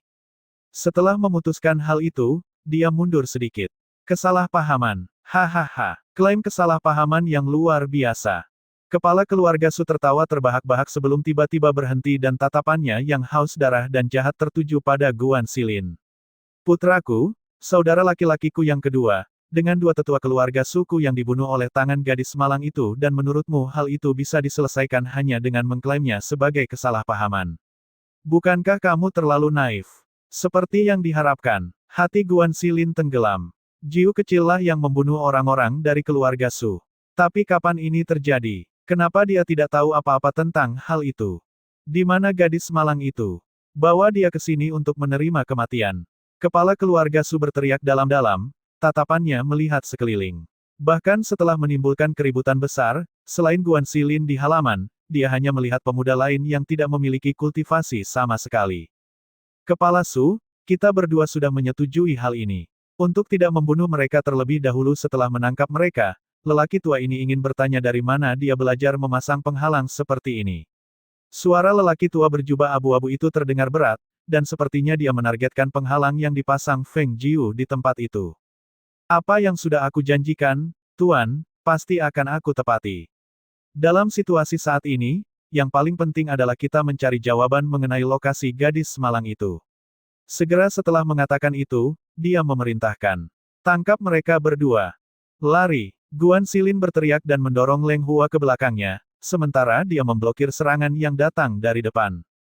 Bentrokan bilah pedang terdengar jelas di udara malam, saat hormat energi tajam melewatinya. Guan Xilin memegang pedangnya di hadapannya untuk menahan serangan dari para pria berjubah hitam, bertarung dalam upaya putus asa untuk mendapatkan momen lain agar Leng Hua dapat melarikan diri. Namun, dia bukanlah Feng Jiu. Meskipun kemampuan tempurnya telah meningkat, namun melawan orang-orang yang dipilih dengan cermat dan dibawa ke sini oleh kepala keluarga Su, menjadi jelas bahwa dia kalah.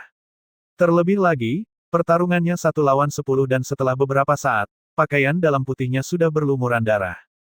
Namun bagi pria berjubah hitam untuk menangkapnya tanpa mengambil risiko mengambil nyawanya, terbukti merupakan suatu prestasi yang sulit bagi mereka.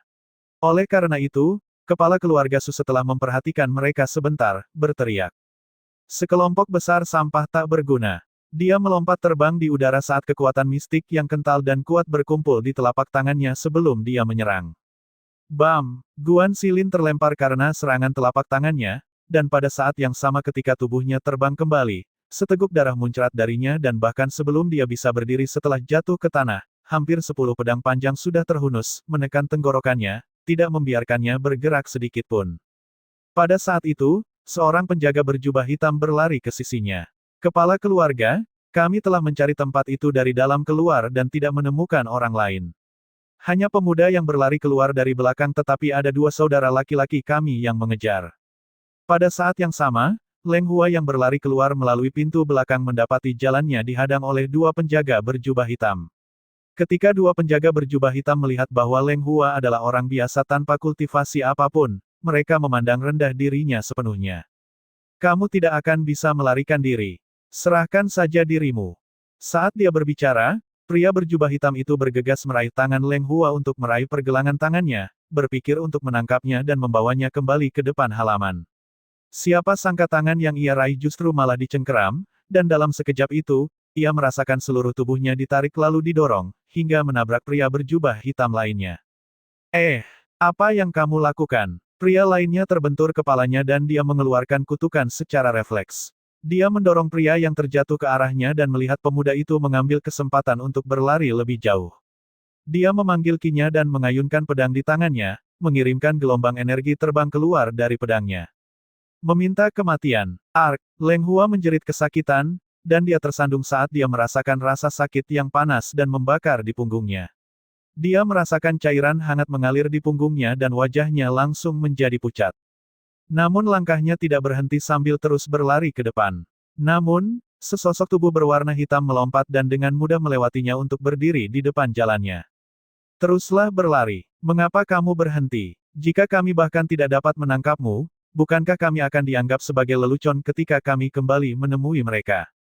Pria berjubah hitam itu tersenyum dingin dan mengencangkan cengkeramannya pada pedangnya. Dia menyerang, bertujuan untuk menusuk Leng Hua di kaki kirinya.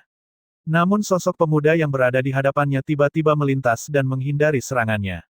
Bahkan sebelum dia sempat bereaksi, dia menemukan bahwa tangannya yang memegang pedang telah digenggam dengan 2 tangan dan diayunkan ke lehernya.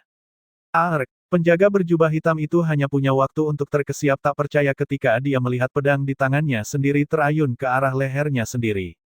Kecepatan yang terjadi terlalu cepat bagi orang lain untuk melompat untuk menghentikannya. Dengan benturan keras, penjaga berjubah hitam itu jatuh ke tanah, matanya menatap, tampak sangat sedih. Di sekitar tenggorokannya, luka terbuka yang diiris itu mengeluarkan semburan darah, dengan cepat menodai tanah menjadi merah cerah. Leng Hua kaget dengan kemampuannya sendiri. Dia tidak pernah berlatih kultivasi apapun dan hanya memiliki Tai Chi yang dia pelajari dari nyonya. Dia telah mempraktikkannya setiap hari, pagi dan malam selama ini dan pukulan serta gerakannya telah tertanam kuat di tulangnya. Pada saat bahaya, tubuhnya secara naluriah menggunakan Tai Chi untuk membela diri. Leng Hua tahu bahwa jika dia tidak membunuh pria berjubah hitam lainnya, dia tetap tidak akan bisa melarikan diri dan oleh karena itu, dia menyerah untuk melarikan diri, tetapi berbalik menghadap penjaga berjubah hitam lainnya yang menatapnya dengan sangat terkejut. Leng Hua perlahan menurunkan tubuhnya setengah jongkok dan dia sedikit mengangkat tangannya, melafalkan mantra Tai Chi di dalam hatinya. Tenangkan leher saat punggung tegak, sayap terbentang longgar. Dada rileks dan posisi diturunkan, melengkapi formasi. Penjaga berjubah hitam melihat temannya terbunuh dan menyadari bahwa anak itu tidak lagi berlari tetapi sedang melakukan suatu bentuk seni bela diri yang lembut dan tipis. Dia segera menyerang dengan pedangnya dan menyerang. Sementara itu, di halaman depan, bicaralah, apa yang gadis malang itu sembunyikan. Ada kakinya yang menginjak dada Guan Xilin hingga menyebabkan tetesan darah keluar dari sudut mulut Guan Xilin. Dia mengerang teredam tetapi menolak mengatakan sepatah kata pun, dan hanya menatap tajam ke arah kepala keluarga Su. Bawa dia kembali bersama kami. Aku tidak yakin aku akan mampu membuka mulut itu. Pada saat ini, seorang penjaga berjubah hitam berlari ke sisinya. Kepala keluarga, dua rekan kita telah terbunuh dan anak itu melarikan diri. Apa, mereka dibunuh oleh anak biasa yang tidak memiliki kultivasi? Dia berteriak dengan marah ketika dia melangkah keluar dengan langkah besar dan melihat keluar pintu belakang. Matanya menyapu sekeliling dan benar saja, dia melihat dua pengawalnya tergeletak tak bergerak di tanah. Salah satunya memiliki garis merah yang tergores di lehernya yang berlumuran darah, yang lain memiliki pedang yang tertusuk di dada. Ketika dia melihat itu, dia mengertakkan gigi karena marah dan mengepalkan tangannya erat-erat. Bagus sekali, tidak kusangka seorang anak tanpa kultivasi telah membunuh dua anak buahku. Lelaki tua yang datang kemudian mengelus janggut panjangnya sambil berpikir. Seseorang jelas tanpa kultivasi apapun, tetapi mampu membunuh seseorang dengan kultivasi. Selain itu, bahkan ada master penghalang di tempat ini. Sepertinya gadis itu menyembunyikan beberapa rahasia. Memikirkan hal ini, kilatan dingin muncul di matanya. Apa hubungan pria yang kita tangkap dengan gadis itu? Tatapannya tertuju pada kepala keluarga Su dan bertanya. Ketika dia mendengar hal ini, kepala keluarga Su segera berbalik dan menjawab. Orang yang kami tangkap itu adalah anggota keluarga Guan, sebuah keluarga kelas menengah di kota Bulan Berawan. Namun, ada kabar bahwa dia telah meninggal di hutan 9 jebakan. Dugaanku adalah gadis itu telah menyelamatkannya dan mereka menjadi dekat seperti saudara kandung. Jadi maksudmu kalau dia tahu dia telah ditangkap, dia akan keluar dan menyelamatkannya. Ya, kepala keluarga Su mengangguk sambil tersenyum miring. Bagus juga kalau anak itu melarikan diri, dia bisa menyampaikan kabar kepadanya bahwa kita telah menangkap Guan Xilin. Aku tidak percaya dia tidak akan bergerak begitu dia menerima berita itu. Orang tua itu sedikit mengernyitkan alisnya dan bertanya dengan suara tenang. Jika keluarga Guan mengetahui bahwa dia telah ditangkap, apakah mereka akan ikut campur? Itu adalah sesuatu yang tidak perlu kamu khawatirkan. Anak yang kita tangkap adalah anak terlantar. Bahkan tunangannya sendiri telah direnggut oleh sepupunya sendiri. Apakah kamu pikir mereka bersedia mengarungi perairan berlumpur ini dan peduli apakah dia hidup atau mati? Lagi pula dia adalah orang yang telah dibuang. Itu bagus. Sebelum kita memancing gadis itu keluar, kita membutuhkannya hidup-hidup. Kita juga tidak boleh mendapat masalah yang tidak perlu. Kata lelaki tua itu dengan sungguh-sungguh. Mendengar ini, kepala keluarga Su terkejut dan menatap lelaki tua itu, bingung. Senior, kamu sudah ahli dalam penghalang batas, kenapa kamu tertarik dengan penghalang yang dibuat oleh gadis kecil sampah? Orang tua itu meliriknya, dan mendengus dingin. Ini urusanku sendiri, kepala keluarga Su, rasa ingin tahu bukanlah hal yang baik, mengetahui terlalu banyak juga tidak baik, semakin banyak yang tahu, semakin cepat seseorang mati. Diperingatkan dengan singkat membuat kepala keluarga Su tersentak dan dia tidak mendesak lebih jauh. Bagaimanapun, identitas lelaki tua ini adalah seseorang yang tidak mampu dia sakiti. Adapun sisi lain, Leng Hua terengah-engah saat dia berjongkok di sudut setelah dia berhasil melarikan diri. Dia saat ini bersembunyi di gang belakang, terengah-engah, seluruh tubuhnya berlumuran darah, sebagian miliknya, sebagian milik dua penjaga yang telah dia bunuh sebelumnya. Ini adalah pertama kalinya dia membunuh seseorang. Situasi sebelumnya tidak memberinya waktu untuk berpikir dan dia hanya bisa bertindak secara naluriah. Sekarang setelah semuanya berakhir, dia merasa takut dan seluruh tubuhnya gemetar. Jantungnya berdebar tak menentu, rasa takut terus berlarut-larut dan jantungnya tak kunjung tenang.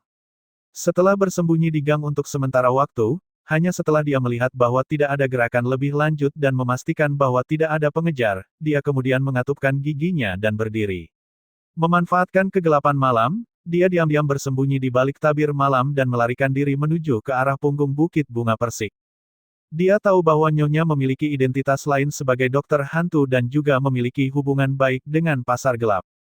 Namun, dia tidak bisa pergi ke pasar gelap untuk mencari bantuan karena saudara perempuannya selalu menemani Nyonya sehingga tidak ada yang bisa mengenalinya. Bahkan jika dia berhasil meyakinkan mereka untuk mengizinkannya masuk, dia takut keadaan akan menjadi tidak terkendali dan pada gilirannya, identitas Nyonyanya akan terungkap. Dia meraih punggungnya dan seluruh punggungnya basah oleh darahnya. Dia tidak bisa menghentikan pendarahannya tetapi dia tetap terus maju, setiap langkah yang dia ambil dipenuhi dengan rasa sakit yang luar biasa saat luka-lukanya menyiksanya. Dia selalu memiliki konstitusi yang lemah dan ditambah dengan kehilangan darah, wajahnya semakin pucat dengan setiap langkah yang diambilnya. Terlepas dari semua ini, dia mengertakkan gigi dan memaksa dirinya untuk terus bergerak maju. Saat fajar menyingsing, saat matahari perlahan mengintip keluar sementara langit masih diwarnai kegelapan, para pengawal hitam yang berkeliling sedang mengobrol sambil berpatroli di gunung. Tiba-tiba, mereka melihat bayangan dari samping dan beberapa dari mereka bergegas maju karena khawatir. Siapa di sana? Leng Hua telah dengan paksa mendorong dirinya sejauh ini dan tubuhnya terasa berat dan lesu saat dia terus maju sambil tersandung langkah demi langkah dalam kesulitan. Dia terjatuh dan berjuang kembali berkali-kali. Punggungnya basah kuyup oleh darahnya sendiri, dia sudah lama mati rasa karena rasa sakit. Penglihatannya juga grogi karena semuanya kini kabur. Ketika dia melihat pengawal hitam yang sedang berpatroli, dia ingin segera maju tetapi kakinya lemas dan dia hanya bisa berseru tanpa daya dengan suara serak saat tangannya terulur ke arah mereka. Bantu aku, untuk menemui Leng Xuang, dia, kakakku. Suaranya sangat lemah namun demikian, para pengawal hitam itu telah mendengarnya dengan jelas. Kakaknya Leng Xuang, mata mereka menunjukkan sedikit keterkejutan ketika mendengarnya. Salah satu dari mereka maju ke depan untuk memeriksa lukanya sementara yang lain bergegas menuju wilayah dalam. Apakah itu benar atau salah, mereka masih harus memberitahu Leng Xuang mengenai masalah ini.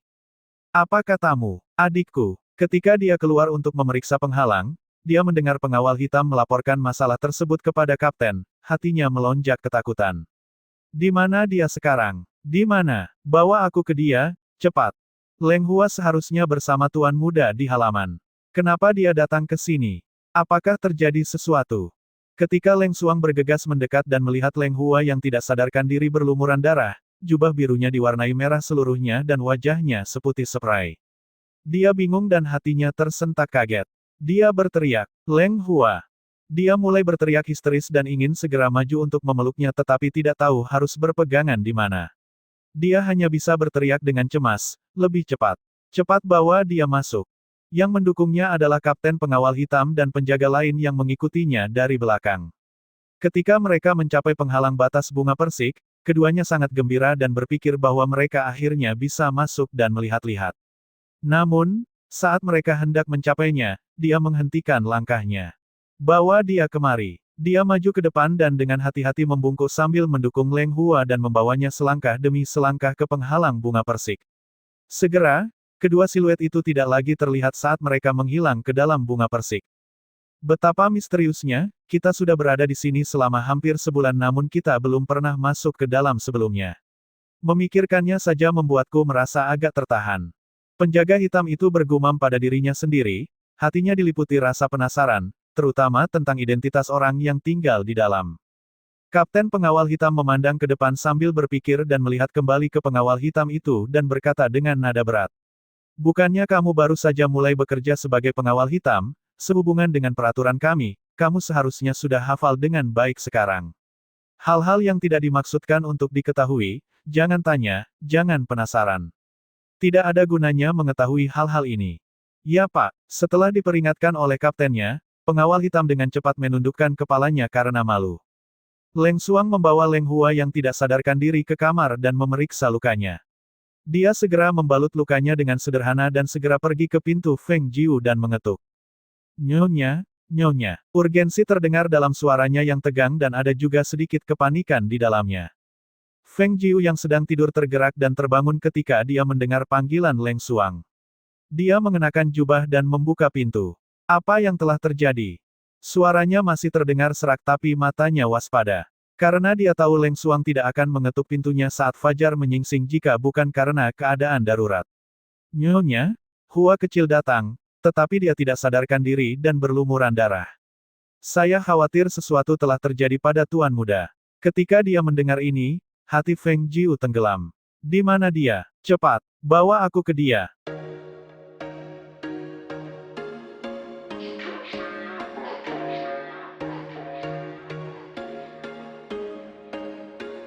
There was once a day that I would pray for you. I'd go and misbehave just so you'd notice too. Sneaking looks up and down from across the room. And damn, what a hell of a